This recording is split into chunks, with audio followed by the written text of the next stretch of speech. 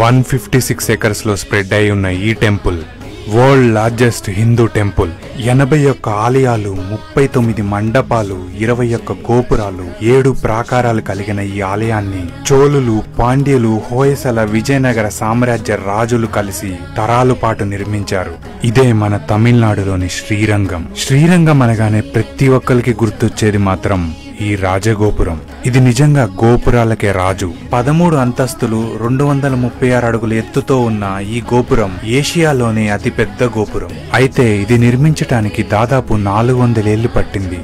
ఇంత అద్భుతంగా కలియుగ వైకుంఠంగా పిలువబడే ఈ ఆలయానికి ఒక విషాదమైన చరిత్ర కూడా ఉంది. 13th సెంచరీలో అల్లావుద్దీన్ ఖిల్జీ జనరల్ అయిన మాలిక్ కఫూర్ ఈ గుడిపై దాడి చేశాడు. ఇక్కడి భక్తులు, పూజారులు ఉత్సవ విగ్రహాన్ని తిరుపతిలో దాచి వీరిపై పోరాడారు. అలా గుడి మొత్తం రణరంగంలా మారి దాదాపు 13,000 మంది హిందువులు మరణించారు. ఇక్కడితో ఆగక మాలిక్ కఫూర్ సైన్యం బంగారు విగ్రహం కోసం వెతకసాగారు. వీళ్ళని డైవర్ట్ చేయడానికి వెల్లాయ్ అనే దేవదాసి డాన్స్ చేస్తూ సైన్యాధిపతిని మాయ చేసి గోపురం పైకి తీసుకెళ్లి చంపుతుంది. తను కూడా అక్కడి నుంచి దూకి ప్రాణాలను అర్పిస్తుంది.